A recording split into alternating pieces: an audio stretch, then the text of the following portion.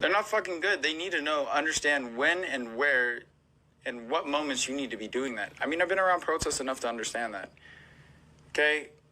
And yes, they were kind of doing illegal shit. So they were already in a position to do some more illegal shit by fucking me up. And do you want to get fucked up? Tell me how you would deal with a situation if they fucking think, first off, they think you're Antifa. I mean, you guys already seen that on the internet. They already think I'm Antifa. This is not fucking true. And they think I'm with BLM. Well, I believe Black Lives Matter, but I'm not with the organization. I have my own organization, Insurgents USA. So that's already false as well. And then on top of that, you're saying I'm arrested when I was just detained. So many false shit, to be honest with you. That's false as fuck. All of the above. Just like the entire thing is a lie.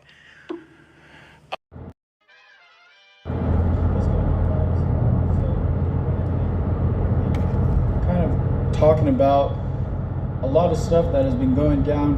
What is the difference between when we first started in this movement, so-called Black Lives Matter, to where we're at now? What has changed? What has changed in the last 8 to 9 months that has been kind of influencing a lot of the decisions that we were making, a lot of the reasons that the movement has de-escalated or escalated in certain situations, in certain cities and states.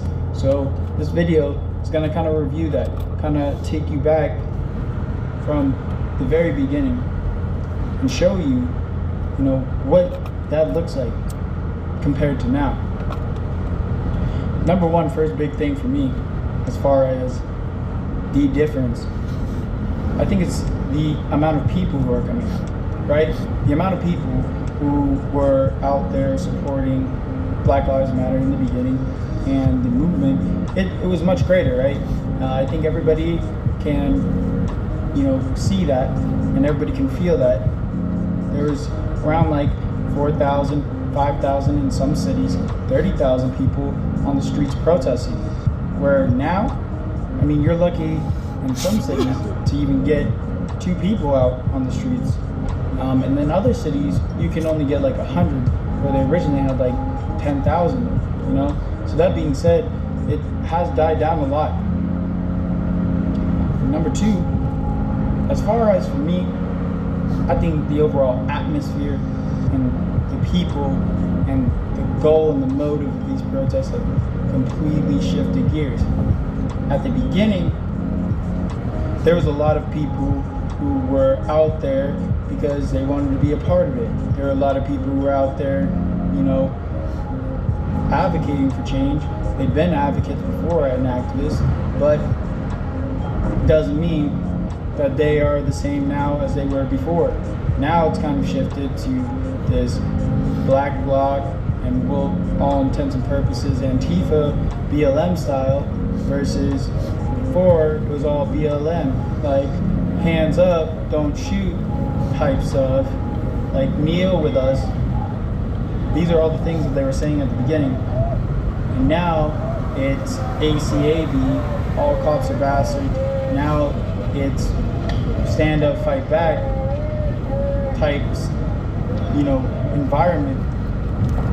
This has, grown over the past 6 to 8 months that we've been seeing this movement drag out. Now, whether that's because the police have not changed and the government has not heard our demands, that's without saying probably the biggest reason why it's changed from hands up, don't shoot, and kneel with us to stand up and fight back and all cops are bastards. If you don't change, people are upset. But that's the biggest difference that I've seen as far as the people that are out there, and showing you the mindset of this movement and how that has changed, right? How that has changed the people who support it, how that has changed the supporters who are still out there protesting, and what do they look like now? What do they look like? I think the biggest thing is now they have body armor, now they have shields, now they have weapons, right? I mean, I grew from, not even carrying a megaphone and being an activist to carrying an AR-15, right? To dressing in all black, ski mask and all. This was the huge and biggest change for myself from the start of my protesting to now, is the escalation in defense of myself and the people around me has kind of caused me to carry weapons and to cause me to dress a certain way, and that could be perceived in a lot of light, right? So like that, you can perceive that as maybe I'm getting more aggressive, right? Maybe I'm specifically there seeking violence. I would say a lot of people are not. People do not want to, be hurt, much less hurt other people. And I know from my standpoint, that's not what I want. I want to protect myself. I can tell you that a lot of escalation has came from the police, from Proud Boys, from Trump supporters who want to come out there with their firearms, want to come out there and assault people. Obviously, police officers were assaulting people from day one, and that's something that you can't get around. But, it is, scary when Proud Boys come out with their guns, when Trump supporters come out with their guns, and they want to threaten you, and they want to come after you. That being said, that's probably one of the bigger reasons why people are out there and starting to get a little bit more combative, right? So the movement has changed from something that was, in some places, pretty peaceful, other places pretty violent, but now it's more of a global or national direct action type of violence or direct action towards a specific subject. So it's not like so widespread and chaotic. It's groups that have formed through this movement, and they have now said, hey, we're gonna have these actions, and we're gonna go and specifically target things, right, to make sure that we're bringing about the most effective change instead of just having a shit ton of people out there and then everybody's coming in and doing whatever the fuck they want. Now there's more of a leadership roles, so to say, even though it's a decentralized movement. There's more of a planning that goes into it instead of here we have this bunch of people. Sometimes it gets violent because people do whatever the fuck they want. Now it's just like, all right, we're going to plan this, and that's kind of another difference as well.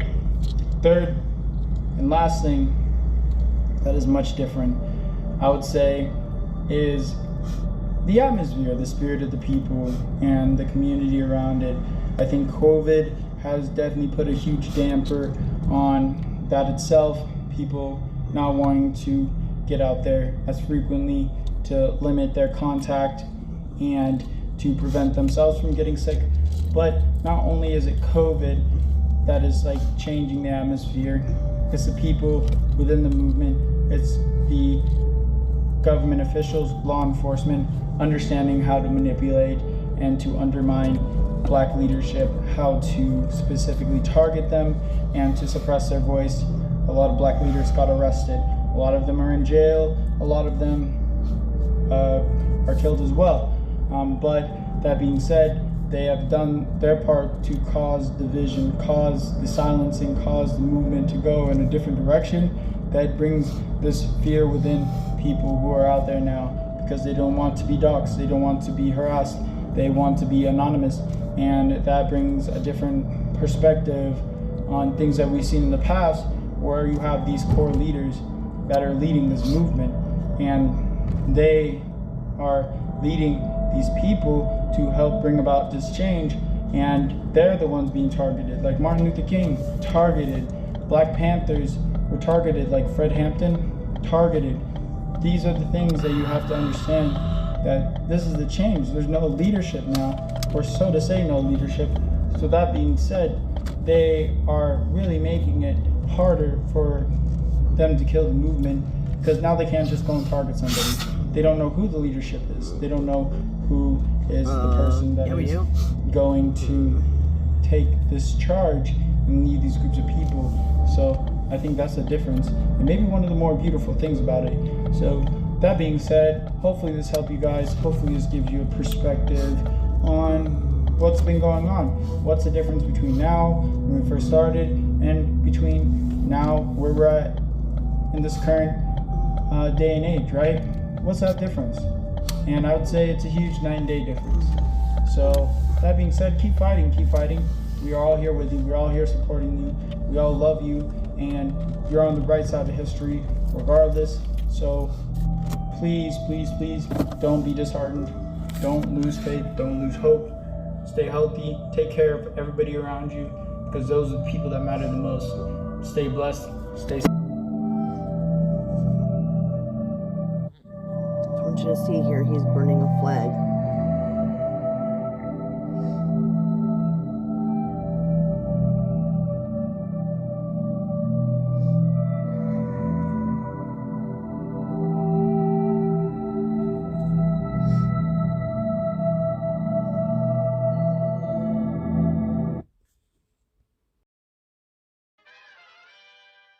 So like in Utah, in Sandy, Utah. And so basically I saw these guys like with their t-shirts standing across, just standing in regular shirts and plaid shirts and jeans. And they were standing across, like standing right next to the police officers with just asking questions. And so I thought it was strange. I thought it was like the UCA group, right? Utah Citizens Alarm, one of the white militias here that has been basically harassing our group from almost day one. And I didn't think anything of it, but when I realized it was a Secret Service, when they called me, I was like, damn, they were just standing there watching me. I didn't even fucking know. Crazy. Anyways, when you guys free? Well, we are free. We could roll down there right now. Okay. What type of questions do you guys have for me, I guess, as well? So we just want to, listen, we know you have, if your First Amendment rights to make your statements and all, we just need to talk to you in person to make sure, what exactly do you mean by these statements? What, are you actually threatening to go in there and get him? Or is this just some rhetoric you're throwing out there? What? Yeah, nobody in their right mind, I think, would go out and threaten somebody or even say that they're going to burn something down. It's more of like metaphorical of like the system is broken and we cannot stand for it any longer. Like we need change. Yeah, I get that part. And, but then you move on to now you're advocating violence against the president, which is not legal, which is a crime. Fair enough. You haven't crossed that line yet, but, we just like to sit down and just have a chat with you and make sure that, what your mindset is. You're not under arrest or anything. We don't have any charges on you or anything. I was saying we could just meet you down, kind of like in that same park, just sit on a park bench for 10 minutes and have a chat and then be done. I'm cool with that. Is that something you'd be willing to do? Yeah, I'm totally cool with that. Okay. You want to just... we're not going to, what I'll ask is we're not going to record anything. I'd ask you not to record anything as well. Okay, that's Just, fair. Couple gentlemen sit down and talk things over. We watched your thing last night. It was very respectful. You guys weren't, you're a smart guy, and I know you know what your rights are. And yeah, let's just talk. I think that's best. I have no problem. I'm looking to put this to bed, and I know hella people been tagging you in it, so in the video. So I know you guys got to do your due diligence. So most definitely. Yeah, I haven't actually seen all the stuff because they just send the headquarters sends it to us, and then there's a couple of us out here in Utah, and they ask us to go out and talk to you guys. So fair. What time? Are you home now? Could you meet us over there in a half hour? Yeah, I can. Anyways, the rest of the video goes as follows, or the recording goes as follows. Basically, I say I'm going to meet them up at this park across from my house. Fucking I'm not meeting them there, bro. Like, the second got off the call, spoke with my attorney. He's like, don't fucking talk to them. I'm like, great. I won't. And he's like, if they want to ask you questions, just tell them to send me a list of questions and we'll answer it within 7 days. And anyways, they're like, And this had me, killed me. You seem like a smart guy. You didn't do anything wrong. You don't have any charges. We just want to talk to you. One-on-one. No recordings. Bro, are you... You must play me as some kind of stupid, man. I'm not going to incriminate myself. God damn. But this is the shit that nobody sees or nobody hears about. But you got me, because I'm going to spread some light on it. Spread some sugar all over for y'all, so y'all can eat that shit up and see it when it happens. And I'm gonna give you the honest truth of what goes down in the system of oppression. They're trying to suppress your voice. They are. They're trying to lock you up and throw you in jail. They're trying to catch you slipping up and saying something stupid and throw your ass in fucking jail. But nope, not today, boys. You ain't getting me, and you ain't getting nobody who's watching this, because I'm shedding the light on this motherfucking goddamn shit. Y'all fucking welcome. Y'all have a great day. Be safe and be blessed, and I'll see you guys at the next fucking video. I've been on Antifa watch list for the longest time, right? And I've been at the forefront of the face of like people hating on the right side, hating on me and trying to kill me already and dox me. I had a militia form with 20,000 people here in Utah against me, and that was a right-wing militia. I don't want to hear you tell me that I don't need to fucking blend in. I need to fucking blend in, my G. You can look up articles on that shit. It's not like a fake thing. You can go to my website and see these articles that have been specifically made around how that happened. I'm just trying to tell you, I'm fearing for my life because they're saying fuck Antifa, fuck the media, fuck Black Lives Matter. I am all of the fucking above. All of the above. Don't come to me and say I don't need to blend in. Like, that's fucking lie. But I got you the footage. I risked my life. I risked my life on that shit.